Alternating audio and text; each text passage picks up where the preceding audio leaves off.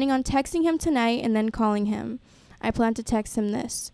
Hey, so how do you feel about us? I really like you. Your personality, your smile, your voice. I love it all. I know guys don't love talking about feelings and all that, but I just want to make sure that we're kind of on the same page with this relationship. Like I've said, I don't want to date just for fun. I want to know what we're doing with this. Do this for the reasons because I want to be able to give you my all. Should the guy be the one saying this? Is this too strong? Okay, so basically she's going to send her boyfriend of 2 months this texting questionnaire regarding his intentions, and I want to hear your thoughts. Go ahead. So my thoughts is if you're going to talk about something that's serious, you should maybe consider doing it in person. And also, I kind of feel that when you put a label on things, it can sort of mess things up. I mean, if you feel like you're way more invested than him, then it might be a good conversation to bring up in person, like I said. But I wouldn't put too much pressure on if it's only been 2 months. Any other thoughts? Yeah, I agree. It's only been 2 months, so I would say just see where things are going to go. If it's going good, then probably maybe like another month in, then talk to him about it. Just say, hey, you know, this is how I'm feeling about us. What do you think? And if he doesn't seem like he's like eye to eye with you, then perhaps maybe you have to think of another route. So you're saying not only should you not text him this, but don't even talk to him about this yet. Yeah, 2 months is too soon for this conversation. Yeah. I also had another input. Possibly let him talk to you about it first. Maybe he actually sees something and he wants to bring it up in a little bit. I know it's only been 2 months. Like I know she was saying, like, let it go, like maybe a month more in, and maybe he'll come to you. You know, just let it settle in. Yeah, definitely just let the time like pass by. I think 2 months is really soon to have that conversation. And then as well, the part about like, I know guys don't love talking about their feelings. I think that's also just someone's self-perspective, because guys do have feelings and some guys don't like talking about it and some guys do like talking about it. And I think as a society, we kind of put guys into where they can't talk about their feelings because they think that they're not supposed to. So if you really want him to be open with you, get rid of that mentality that he's not like willing to talk about his feelings either, because you're going to approach him in a way that he's not going to talk about his feelings, and how you approach him is really going to be crucial as well, no matter what time you do it. If you do it now, it's probably not going to go that well, and you'll probably backfire, actually. Also, at this point in the relationship, how much can you learn just based on how the person is interacting with you regarding maybe how they feel about their intentions? Can you pick up stuff without really having to type out this sort of midterm exam? I mean, I kind of feel like you get the feel for that when you're in the position. So it's kind of it just depends on the situation. I don't feel like there's a specific time that you're supposed to go to someone and be like, hey, what are we doing now? You know? But if you're getting the feeling that you're way more into it than that person and you feel uncomfortable in the situation, then, I mean, I think you should talk about your feelings. I don't think you should keep things in. But, I mean, I just wouldn't put myself in a position where I was way more into it than the other person. No, exactly. But I think 2 months in, you can maybe just tell based on, he seems to really look into my eyes and he smiles and he seems eager to spend time with me. He does cute things for me. He remembers my favorite this or that. I mean, there's just ways of knowing whether or not you matter to him the way he matters to you without you having to text him something. And I definitely think that when it's time to have that conversation, it shouldn't begin with a text. I think that kids today are too dependent upon texting as like an easy way to do something difficult, but you're putting off the hard part. Yeah, I agree. Any other thoughts? Do you need to pass by, Sarah? You may pass. Please cut to another person. Sir. Oh, it's a handoff. Nice. Yeah, so I have a lisp, like whether I like it or not. You can hear it in the audio. So here's what's going on. This is behind the scenes at Journals Out Loud. Josh got Invisalign, and he really thought he could cut to Josh, please. This is excellent. Great. This is behind the scenes with Invisalign. Great. Josh got Invisalign, and he's going to be able to tell you a lot more about it once he gets them out of his head. Right now, they're impairing his speech. And he thought that he could do the show with his Invisaligns. Yeah. And they come in a cool blue, Case, cobalt blue. See, now I don't have a lisp. Adorable. All right, so you thought, go ahead, you thought you could do the show with your Invisaligns. I did. I was hoping that it wouldn't affect the speech part of it, but it is. So Especially through your headphones, you're just like, Yeah, it's I like sound like a monster. yeah, so I've had it for about a week now, and it doesn't hurt as much as it first did. And the first day it was actually interesting because the night before we had a show and we were talking about panic attacks, and I've never really had a full-on panic attack, but as soon as I put those in, like about an hour later, like I couldn't do anything. Wow. I was immobilized, and it felt like I was trapped, and like it was really freaky. It was because if you put your hand in somewhere and then like it's like, oh my gosh, it's not coming out, like, and you start freaking out. It felt like that, but it was like in my mouth, and it just was. It was not a good day. Wow. The next day after I slept with him in, it was better, and I was also able to calm myself down with music and really be able to just focus on out there instead of what was going on with me. Okay, so the good news is you're going to get your teeth aligned, and then the bad news is you will never not have dreams for the rest of your life about that thing being in your mouth, whether it's in there or not. Trust me, former retainer wearer. All right, let's read the next question.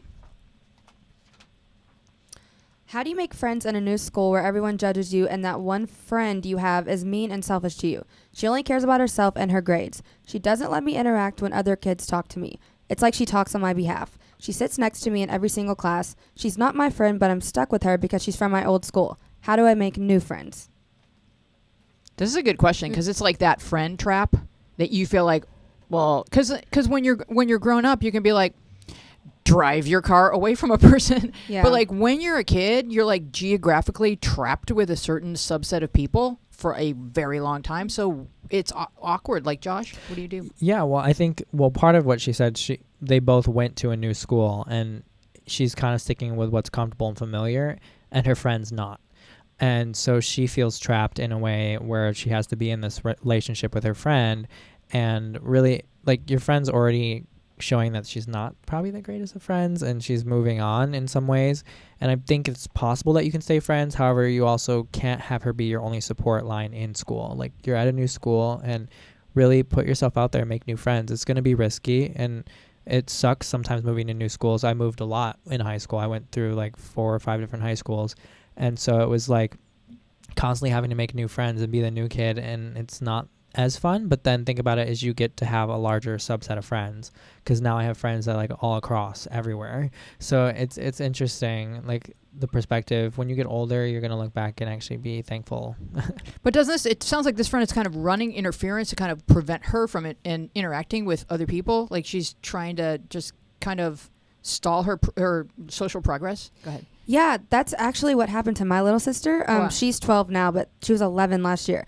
And she had this friend that was just a drama starter. She was very jealous, and every time she would go hang out with anyone else, she would get in the way. She would text her these long, mean paragraphs. She was bullying her, basically, but acting like she was still her friend, if that makes sense. Yeah. And she would try to make her feel sorry for her, and she would tell her she couldn't have any more friends. Then eventually I just told her, you have to, if someone's being toxic and negative in your life, that's not a very good friend to have around, So I don't think you should surround yourself with people who make you feel that way. It's really hard though. Like, what's her first maneuver to get? Because I was thinking maybe join a club that this kid is not in, so that you're free to speak to other people. Any thoughts? Yeah, that's what I was gonna say. This kind of makes me remember my childhood when I was in elementary. I had a friend who she was kind of controlling and didn't really let me have other friends. But I spoke to her about it, and now we're like the best of friends. So I think.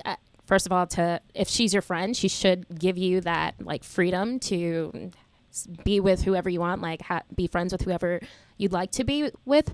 But also, if you want to make new friends, I would say join a club or do something after school, because you can meet people there. Mm-hmm. I totally understand the whole club thing. That's something I would do because I'm still in high school.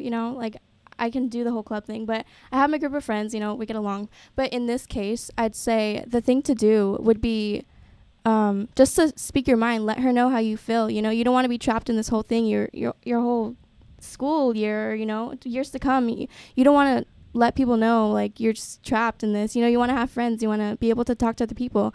So I'd say use social media to find other people. Maybe you can meet up with them during lunch, and you can tell her, like, I already have plans, you know? So it's totally cool. Yeah, and I think just kind of tying back to what I was saying earlier, like the biggest thing I see here though is just really because she's comfortable with this person, she's tolerating the behavior. I don't think if she was at her old school that this friend would still be her friend. I think she's afraid of really making new friends and afraid that she's not going to.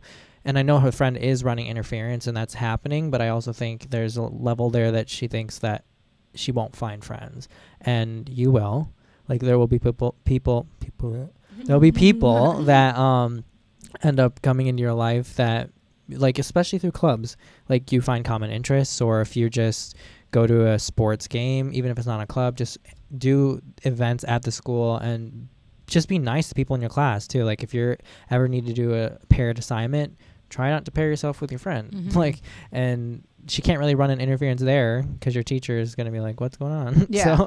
So just know that other people are there and they're coming for you in some ways. Like that sounds bad, like saying it like that, but they're there. And whatever you like to do, for example, you can, if you learn how to play the flute, she's not going to join band unless she knows an instrument. So you can develop a skill that she doesn't have, and then that will provide you with access to a whole arena of friends that she Doesn't have. Yeah, so you can be your own person just by kind of pursuing your goals and your dreams and your interests, and don't feel trapped because you're not. It just I know it feels like it when you're young, but you're not. Josh, would you read the next question? Yeah. My girlfriend broke up with me and slept with a guy that I hate, and now we're back together. Do I have a right to be upset that she slept with the guy or not because we had broken up at the time? I mean, was it a breakup for like a day, or like I actually need more information to really answer this question, how I truly feel. So Well, if we refer to Ross and Rachel chapter and verse, you guys were on a break. I'm not going to answer until you kids answer. So weigh in here, please. Okay, so Josh, you said you're like they could be broken up for one day. I mean, it could happen, but most breakups aren't usually for one day. I mean, at least the ones that I've heard of or whatever.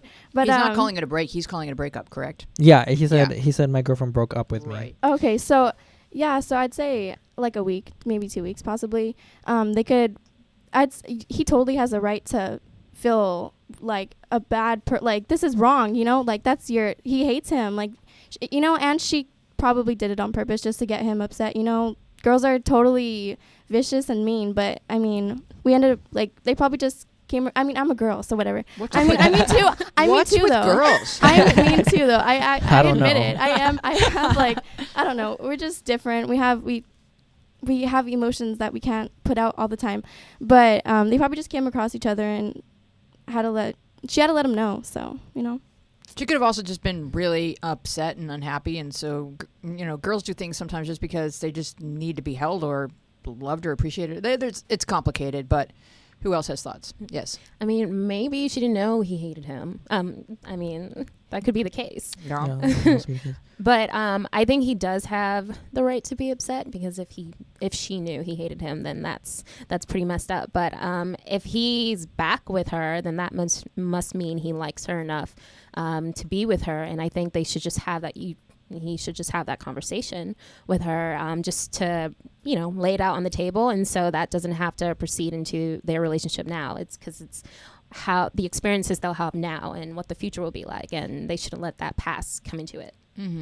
Josh. Yeah, I mean, I think too, like, considering the audience that we do speak to, I think if this is like high school and they broke up, it like most high school relationships when they break up, it's more of like, oh, we're gonna break up right now just because it's not like you wanted pizza for lunch and I wanted hamburgers and you didn't let me get over. Like it's over, and you're really not completing the relationship. It's more of like, I'm just mad at you, so I'm gonna break up and be dramatic. So I like, if that's the case, also, like, yeah, you totally have a right to be upset, because for you the relationship wasn't complete. Like, so pretty sounds like she broke up with you, so for you, she didn't give you the closure that you needed and wanted in the relationship, and obviously you're back with her, so also you need to self-reflect of why you're with someone who would immediately turn around and sleep with someone else, because that's also not okay depending on the length of the relationship.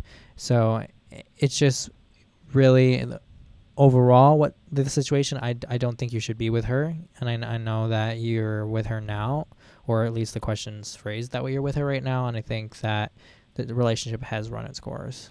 So. I mean, I'm going to agree with you, Josh, because I do kind of call this a scorched earth situation where he's not going to be able to get that imagery out of his head, and he's going to continue to blame her for something that he's just going to feel a lot of rage. He's not going to be able to really get past it this year, maybe next year, maybe after you reflect and look back on why it broke up in the first place, that she's a person, maybe she made a decision that wasn't the wisest while she was grieving. She should have just grieved and not gone into the arms of somebody else. But it does feel like this relationship is probably over for now.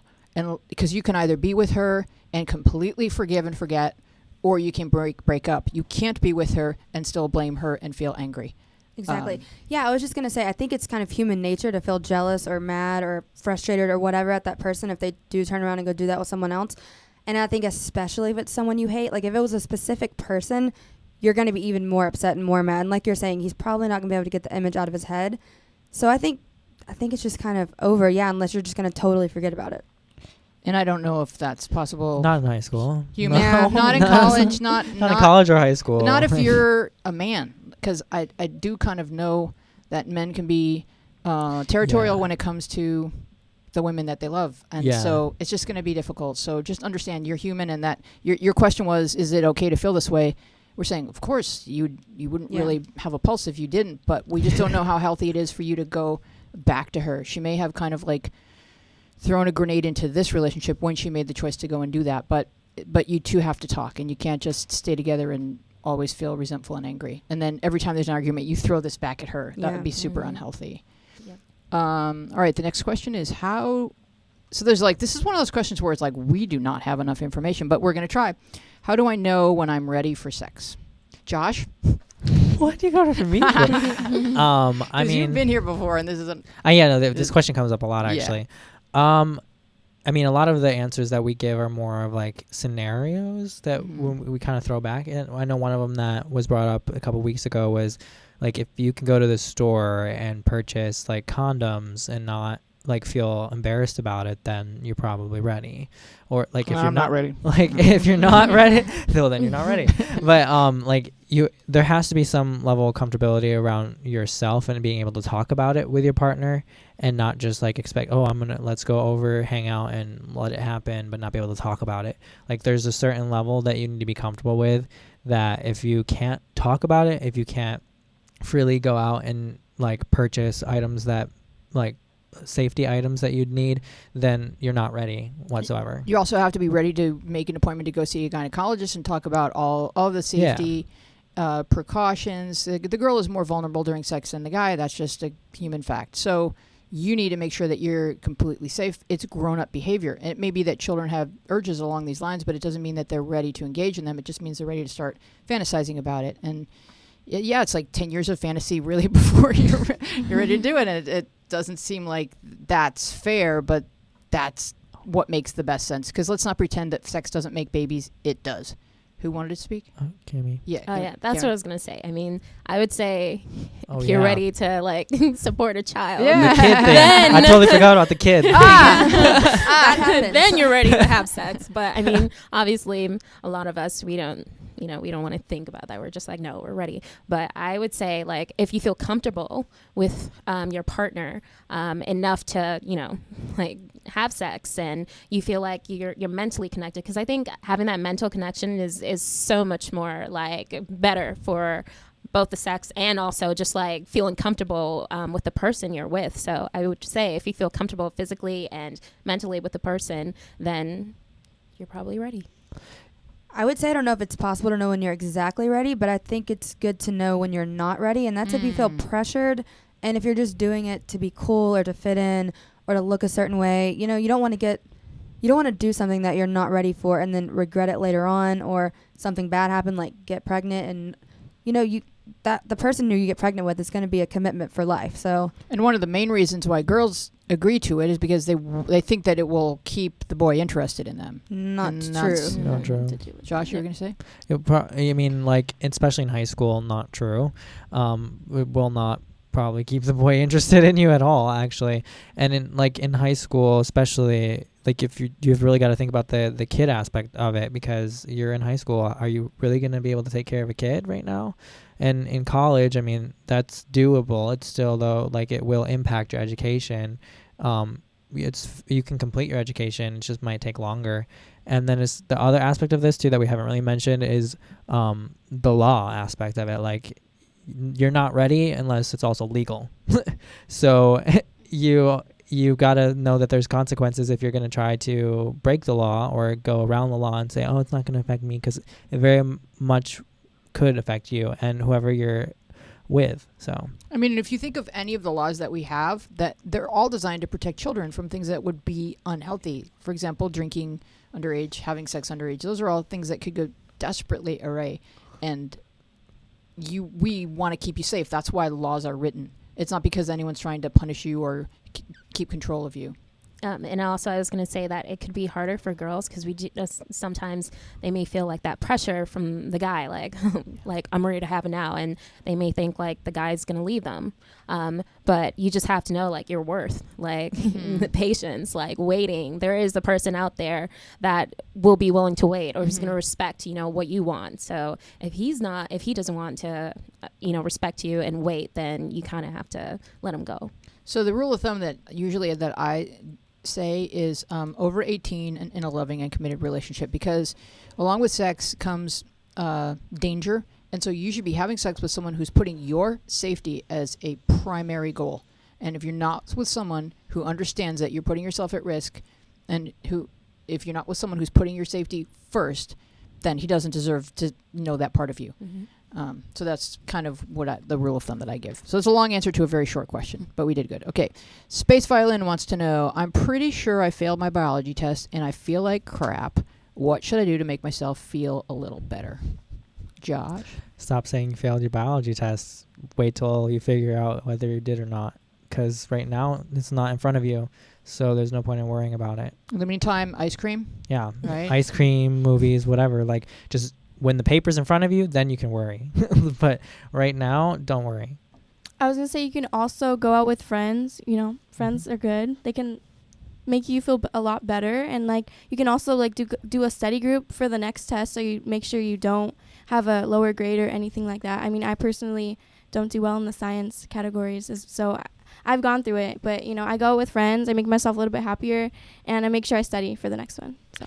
And also, you can always go to your teacher and just say, like, I would love to know my grade, and I would love to know what I could do to improve my grade, because we can't really fix the past. We can just kind of focus on the future and let people in our lives know that our intentions are good. We're trying to improve. We're trying to do better, because I think teachers like it when you come to them and say, what can I do? I'm invested here. I need your help, and I would love to do better. Yeah, Cammie. Exactly. Like, science is not my forte. Like, that it's the worst subject for me. But, like, teachers love when they see you, like, committed. Like, no matter how bad you are at science, like, or whatever subject, if you go to, like, their office hours and you just show them that, you're really working hard, sometimes, they help you out. I know, like, that was what it was with me. Like, I just sucked really bad. It was horrible. But teachers really saw, that I was, like, committed and was working hard. And they're like, okay.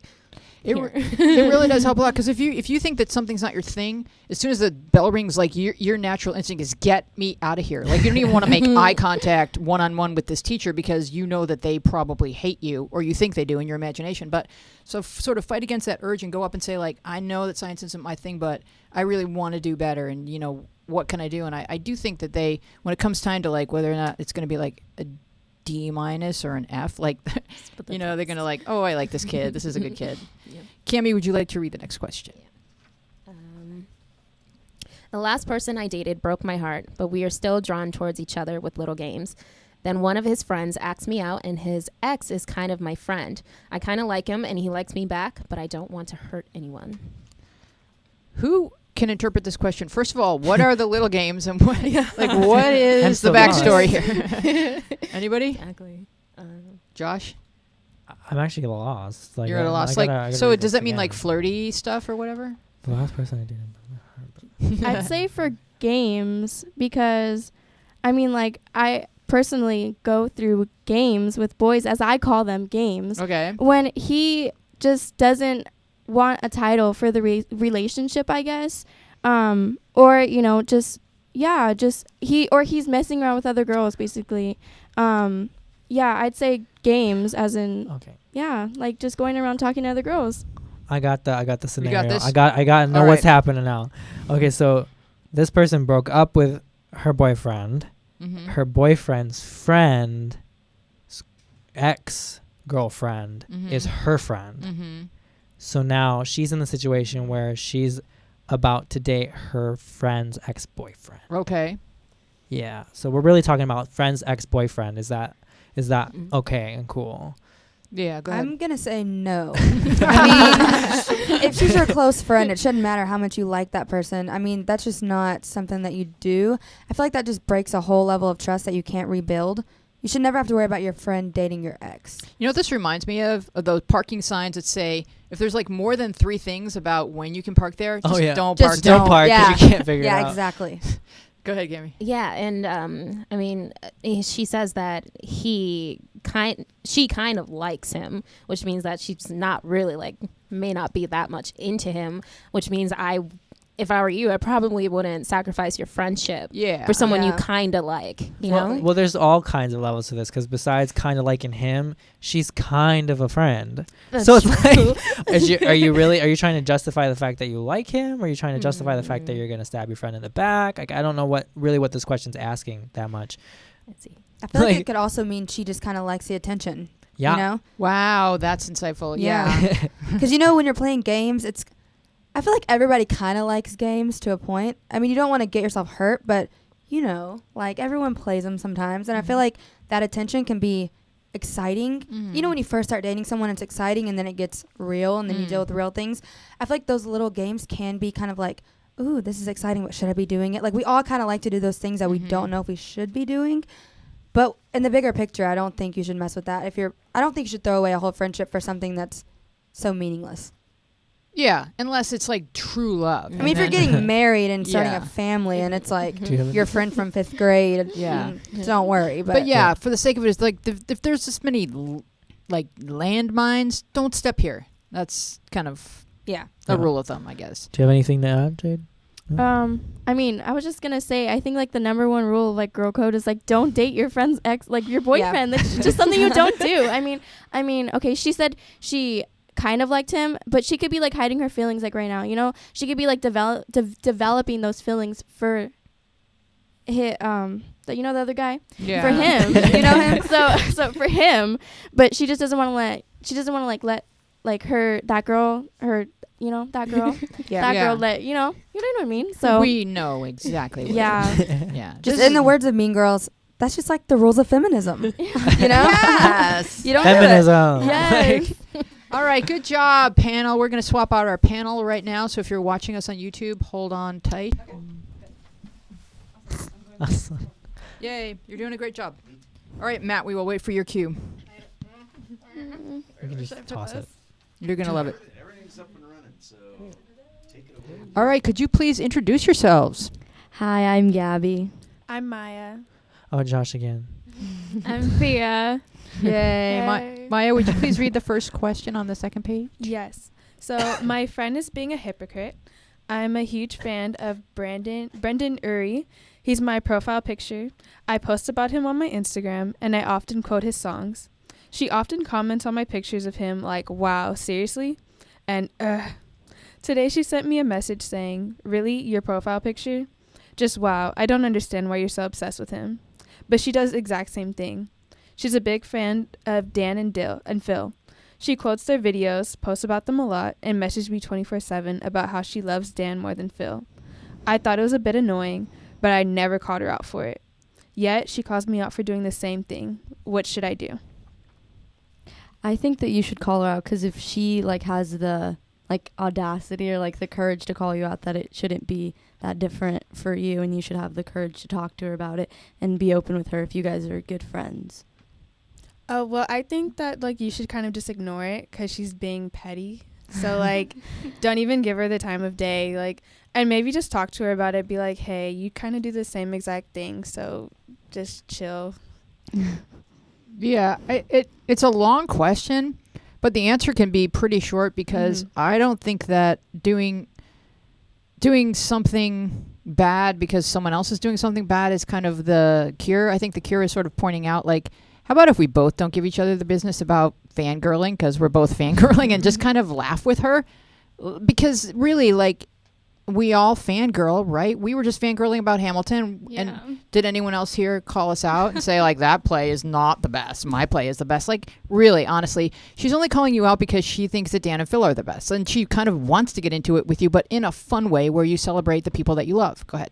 I think that if she's really like a good friend of yours, that she shouldn't really like judge you for what you like, and especially if she's doing the same thing, because it's like your likes and interests, and that she shouldn't just be like, wow, like, why are you like doing that? But you can get into a fun competition about who is the best rather than just attacking each other. Go ahead. I feel like to just confront this person, you just read what you just sent to us, because your feelings are there. Like, you're feeling like your friend is hypocritical. So just tell that person. Maybe they'll stop, hopefully. Right. And girls are like just girls, so they always like will want to like kind of have like attention, I feel like, with some situations. Yeah, and I don't know, we can go around about who we fangirl over, right? Oh, no. Beyonce. No? Chris Brown. Chris Brown, okay. Mm. Who do you like? Beyonce. She's pretty much, she rules life, right? Yeah, she's like kind of a queen. Josh? I mean, like, I fangirl over a lot of stuff. Yeah. But, like, I like Once Upon a Time the show, and, like, specifically Lana Parrilla. I like, I think when you're really young, like it feels like maybe they're 12, and when you're 12, you kind of think like that only the person you love is the only valid person. But the older you get, the more you realize that, everyone is kind of great. That is so true. I feel like that happens to me, and I'm like, I like that person first, and then no, it's not true. Like people totally like things that you like, and you bond over that. It's such a great conversation starter. Yeah, I just remember it is. What? Charlize Theron too. Oh, Yeah. she's very pretty. Yeah, and also maybe if you kind of like listen to Dan and Phil and then write and say like, oh my gosh, this song really is good, and just kind of agree with her a little bit, maybe she'll cut you a little more slack about who you like. And all right, you want to read the next question? It's kind of a short one, but you just read. Okay, go ahead. I'll do it. Is it normal if my second crush doesn't feel anything like my first? I'm 16 years old. So I don't even know if they mean she likes him less or she likes him more, or he or she. So well, I think it's like she had a crush like before, and now she has a new one. Yeah, and it's not at the same time. But we don't know if it's more or less. I don't think it's more or less. I think towards whoever it is, it's always going to be different because it's a different person. Like, you're never going to feel the same about anyone, so it's always going to be a different feeling. Like, for me, when I've like the different people I've ever like had feelings towards, it's never been the same for any of them, and it doesn't make one more or less than the other one. Like, just enjoy with what's in front of you. So, and you're like becoming more mature now, so like your first crush you may have had when you're like 13 and then you're just like, oh, you like growing more, you find likes in different things now. And then, like he said, it's different people, so. You're also finding different things to like about that person. I mean, you might have liked this other person for this one thing, and now you like this person for this completely different thing. And I think, like, that's such a good thing, like, finding different personality traits about different people and like liking them for it. That's such a cool thing to do, and that's totally normal too. And I think you're gonna end up like having different experiences with each crush or boyfriend that you have. Like, no one's ever gonna be the same. Like, they might like the same things, but everyone is different in their own way. And the reason that you date is to figure out who's a good fit for you. Well, even if it's not going to be the person you marry, like, what type of person is a good fit for me, and who do I fit well with? Like, you could have like a mad crush on somebody for all these reasons, but get into a relationship with that person and they're not comforting or healing or loving or protective. They're just not what you need in kind of a mate for life. So you will really, really like people that you don't wind up with because they're not the right match for you. And if you're saying that, oh, I don't like this person as much as I like my first crush, that's a different question, because maybe you don't like this person enough to date them. Maybe they're just supposed to be a friend. So it's really just sorting through getting to know people and learning about yourself. And that's how you find what would be a good match for you. It's really kind of like an exercise for your love and your romance to date different people and work on those muscles so that when you do marry someone, it's for the right reasons. And so everything that's presented to us is happening for a reason, and your job is to learn from it. Who likes to read long questions? The next one is long. Okay. Go for it. I'm 16 and I just had sex for the first time 2 weeks ago. The guy I did it with is 18 and he is a drug dealer. I just took a pregnancy test and was positive. I don't want a kid right now. I know what I did was irresponsible, but I really need help. I don't want my kid to be raised around drugs. I'm a straight A student and a sophomore in high school. I am not getting an abortion. What about my parents? They'll probably make me abort it or send my boyfriend to jail. I don't know what to do. Any advice? Okay. First thing you should do is definitely go to, like, you said you're 16, so maybe like a Planned Parenthood or something like that. Maybe call a friend, have them go with you, and get a, like, professional test to see if you really are pregnant. And then I would sit down. I know it will be hard, but talk to my parents about it. And hopefully they'll be more understanding than what you think. Talk to the guy about it. And hopefully he will get his life together and stop selling drugs and become more of a provider for you and the baby. Oh man. Okay, this question is like, it's so scary. Well, for one, it feels like you weren't protected during the first time you had sex, because I mean, like, or something, you were protected and then like something broke or whatever. But you were with someone who you know isn't that like healthy to be with, like maybe like a drug dealer, and that's a little frightening. As to, you have to kind of tell your parents about this one. This is like you're underaged and they need to know about the situation you're in. It sounds so difficult to say, but I mean, yeah. I think that if you're not comfortable with both your parents, you could just sit down with your mom and talk to her about it, because moms would be more understanding and they could find out different options for you. And she's not going to, like, I mean, she might kill you, but, like, she won't, like, do anything that bad. And, yeah. Okay, like, and it's already happened, so you kind of don't really need to hear, like, oh, he's bad, you shouldn't have dealt with him in the first place, because you're kind of already in the situation.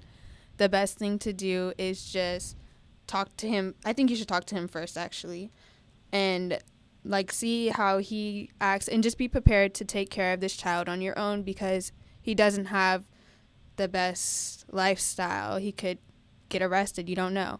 So just be prepared to do whatever you can for that child, and know you're young, but you'll figure something out, and maybe even consider adoption. Yeah, I think going along with the parents thing, like what Thea said, you're going to have to tell them, and I think you should just bite the bullet now, because they're going to find out eventually. You're living under their household anyway, and it's going to start to show sooner or later. So it's not a question of if they find out, it's a question of when they find out. And you're going to look way more responsible to them if you come to them and be forward and open about it, rather than having them have to find out, well, 1, you're dating a drug dealer, 2, you're pregnant, 3, like, they probably didn't even know you were sexually active. So it's like you're going to have to deal with all of those fallouts at one time. So you might as well just bite the bullet now and look like you're a little bit more responsible than you actually are. So and as far as him, like Maya said, you're going to just have to gauge that relationship. I mean, you're kind of probably starting to figure out it probably wasn't the best decision to be with him, and he may stick around, he may not. And if he's dealing drugs, he's probably not going to stick around, but I'm not going to say no. So there's a few factors that we have to take into account. First of all, time is of the essence. Prenatal care is essential, and you don't get to wait any longer before you tell your parents. You need to go see a doctor if you plan on keeping this child. And fathers do have rights, whether he's a drug dealer or not. I don't know what the laws are in your state, but he has a right to know that he's fathered a baby with you. Adoption sounds like a really good option for you. I recommend a helpline called teenlineonline.org. They're going to lay out all your options for you. I also feel like Planned Parenthood is a really good resource. A lot of the places that you will go online for pregnancy help will have some sort of agenda that they may not make clear, and it may be a religious agenda. It sounds like you already want to keep your baby, so that's great. But just be careful of websites. You don't always know if they're giving you all of your options or if they're just presenting the options that they want for you. Planned Parenthood, I think, is the least partial or the most impartial regarding teens and pregnancy. But start with Teenline Online, because you'll be talking to somebody your age who's taken courses in how to talk to young girls who find themselves to be pregnant. And just know that other girls have been in this situation, and you're going to be okay. And it sounds like you know what you want, so stick to that. I don't know if parents can make a child get an abortion. What do you know about this? I don't think a parent can make their child get an abortion. I think they could highly suggest it, but I don't think most parents would want their child to get an abortion because it's just not right. It could mess up your body.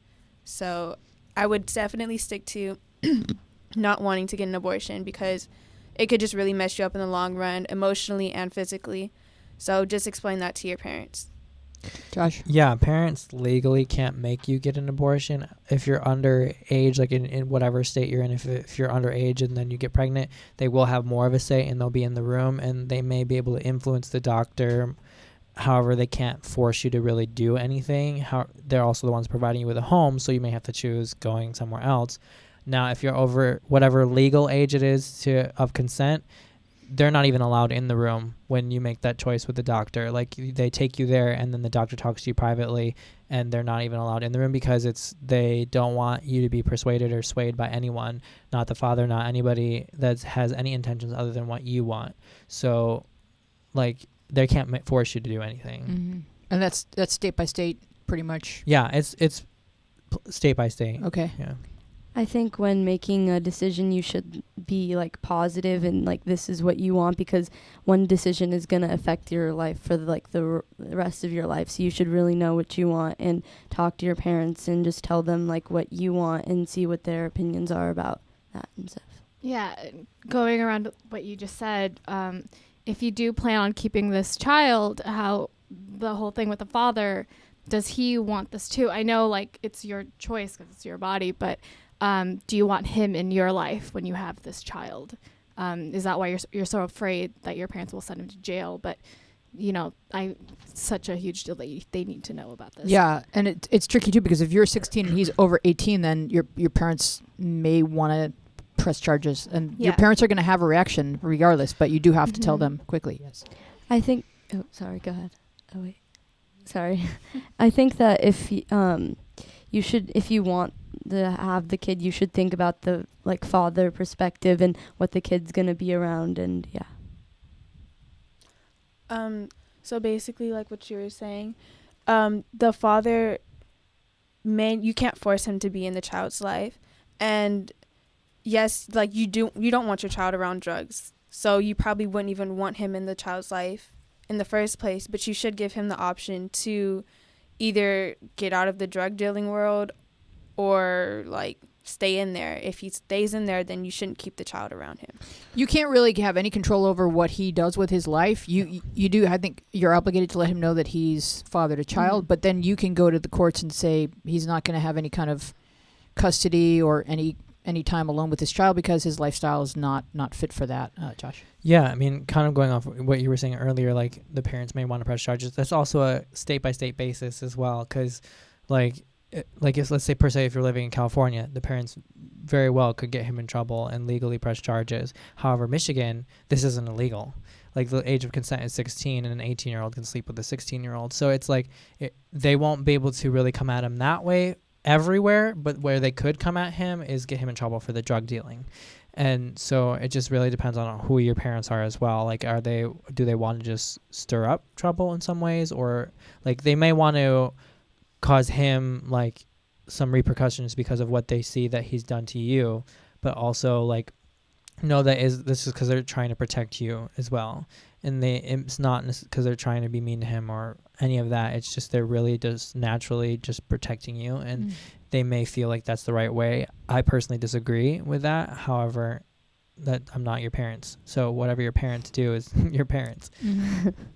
All right, so it's a complicated problem. We wish you the very best. The next question, is it normal? Oh, no, we did that one.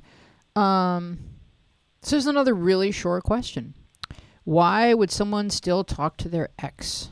Okay, well, I think in high school, like you're maybe your ex is in the same like friend group, and you should always like make sure there's no awkward tension or no like hateful tension, like, and always keep like a friendly just like a friendly balance, because one day you might need their help with something, or you might encounter them like for like a class project and you don't want it to be like awkward or anything. And sometimes when you break up with someone, it's just like a mutual thing. Like sometimes you just don't work. And it doesn't have to be like a bad breakup. Not every relationship ends that way. And so that's why you could still be friends with them. Like, you guys are just not meant to be boyfriend and girlfriend. You guys are just meant to be friends. Yeah, I think the younger you are in relationships, the harder it is to be friends after a breakup, just because of like the maturity level that's there. However, it's perfectly normal for someone to talk to their ex, especially if it ended on the mutual, like this isn't working, because that person was a part of their life. They're always going to have been part of their life, and there's going to be a piece of them that always will have, like, especially when you're younger, you grow up together in a certain like way too. Like if you're in a relationship while you're like 16 going to 18, you're growing up, and part of you will always be like that person too. Like when you're older in life, it's a little bit different, because you do grow with them, but it's also not those developmental stages that you're going through. So it's okay for someone to talk to their ex if there isn't the like I want to get back together with the ex, and that's also could be the case why they're talking to them, and that's also seen a lot more when you're in the younger ages, like in high school.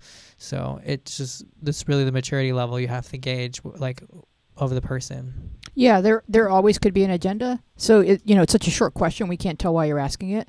But if you're asking why your ex is talking to you, he could want to get back with you. Yeah. If that's that could be the answer to your question. So sometimes I feel like at first there's distance that's kind of healthy for everybody to not be in love with everybody, like, and then you can be friends. But it's always a little awkward, I think. Some people are more in favor of being friends with their ex than others. What do you think? I think after you break up with someone, or like someone breaks up with you, it is awkward, and there's like you need that space away from each other. But they're also your friend. They were your friend. They were together with you. They probably had the same interests as you. You could always go back and talk to them. That's like a thing. So, but also with age. So I feel like when you're younger, you're kind of forced to see each other at school and engage with that person in class. But maybe when you're older, you have more of a choice on whether or not you want to talk to that person. How do you guys feel about social media and exes? Don't do it. Do you block them? Do you just unfollow? How do you guys handle it? I think if you block someone, it kind of shows like you're kind of like immature, because they were once a part of your life. Like blocking them from like social media won't like stop you from seeing them at school or something. Like you're still going to see them. You can't avoid them. Maybe when you grow up, you'll stop avoiding, like you like won't see them, but like for like high school relationships, that's how I see it. I think it depends on how the relationship ended. So, I mean, if it was like a really, really, really bad breakup, and then like some people, like they'll try to like talk badly about you on social media. So then at that point, it's best to block them and unfollow them and all that. But if it's just like you guys just broke up, whatever, talk to them, it doesn't really matter. I definitely think that like blocking someone isn't immature. I think if you don't want to see what they have to say, for some reason, you don't have to see what they have to say. If it was because something bad happened between you guys, or they're spreading rumors, you don't need to look at that. I think social media can really hurt you if you really try to dig in like that. Mm-hmm. Josh?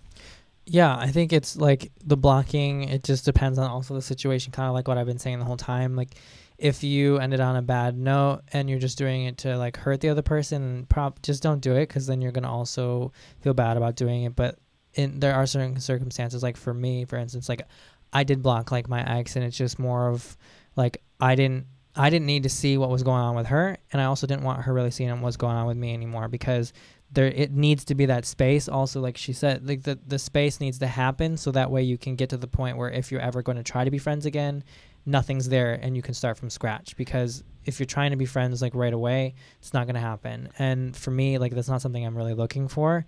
And she's still blocked. I don't really like have any interest in it. But like my point with that all being is just like I also gave her the space to not be able to look at my stuff, because then she'll be like trying to whatever, like not move on, and that's not going to happen either. What about the aspect of future relationships, seeing that you're still friends with an ex?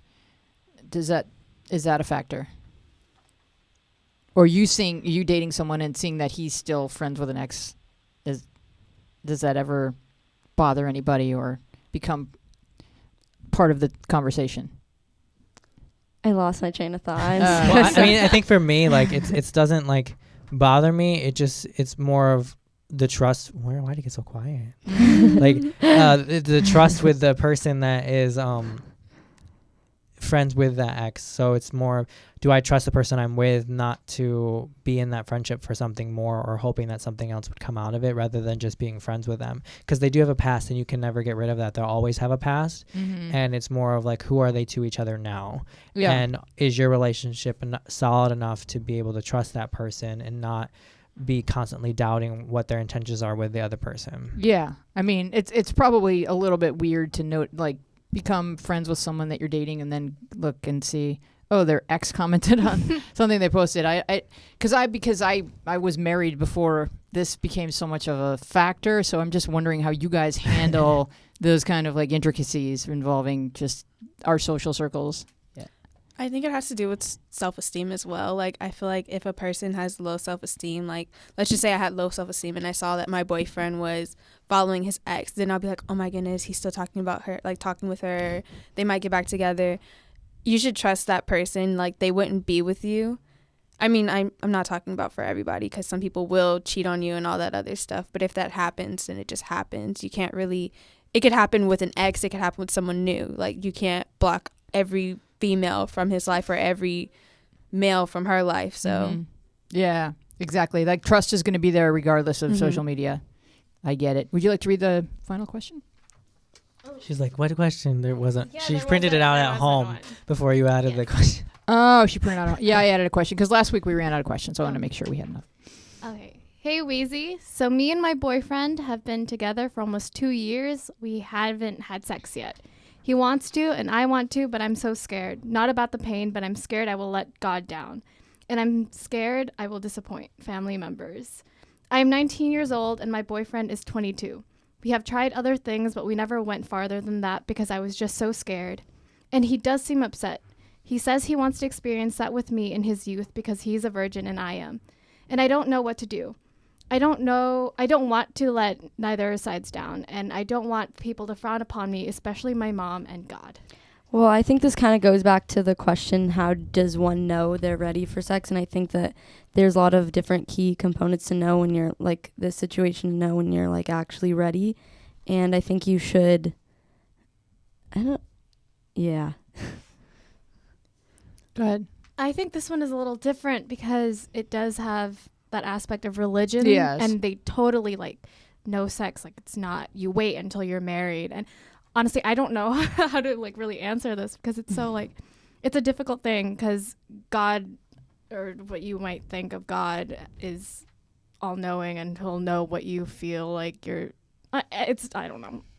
Honestly. It's complicated because you don't, if you've been raised that way to believe that God is watching your every move, like, I still feel like what God is paying attention to is your intentions and not the actual things you do, but like what you meant and why. And if it's because you're in love, you're certainly old enough. Both of you are old enough. And so if your intentions are good, then I think God is good with it. That's my opinion, but everyone has different religious viewpoints.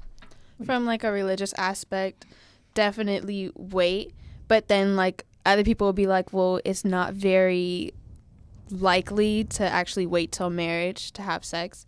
So, and then, but you're saying that he gets upset. So that's kind of saying that I'm not saying he doesn't respect you, but maybe like you shouldn't because he's not valuing your views. But what do you think that a 22-year-old guy in a healthy relationship should be able to expect within a relationship? Because the expectations are different than for a high school relationship. And he may be wondering, how long should I be expected to wait? So it does get a little trickier once you become an adult. If you're in a long-term committed relationship, I think the guy typically is going to expect some sexual intimacy. So it gets trickier once you pass the threshold of adulthood. Who has any thoughts? Yeah, I mean, I agree with what you said, and I think at the same time, though, if whatever you feel, don't cross any lines for yourself. Like, even if he does have those expectations, like, for instance, like, you wouldn't be asking this question if you weren't questioning it yourself. Like you said, you're scared to do this, and I think that just alone the fact that you're asking these questions, it's you're not ready right now, just because if you were, you would know.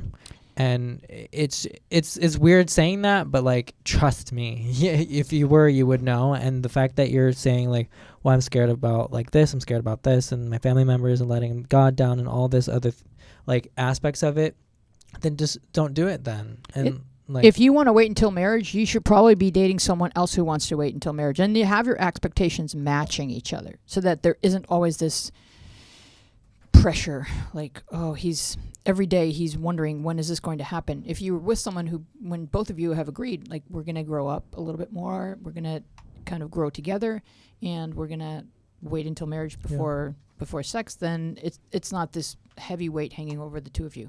Did you want to say something? I think, like, most of the time, though, he probably knew going into the relationship that she's very religious and she did believe in waiting for marriage.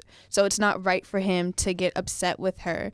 Like, regardless of the age, you knew that this is her values, this is what she believes in. Mm-hmm. But it could break up the relationship. It could. It could. Mm. So... Well, that's a depressing note to end I'm on. sorry. I know. Well, it may not break up the relationship. It may not. I mean, but if you're really going to wait until marriage, you need to have that conversation with him so that he understands that that's what this is. Because I think so much of life is about managing expectations, and that where we let each other down is where one person thought one thing was going to happen, another person thought another thing was going to happen. Yeah. And so no one's wrong here. It's really just a matter of getting together and having the conversation and saying, this is what we both are agreeing upon, so that we can enjoy each other and move forward. Yeah. I want to thank our callback panelists. You guys were a fantastic. Round of applause. We are Journals Out Loud on the Journals Network. I'm Louise Palenker, and we will see you next week. Goodbye.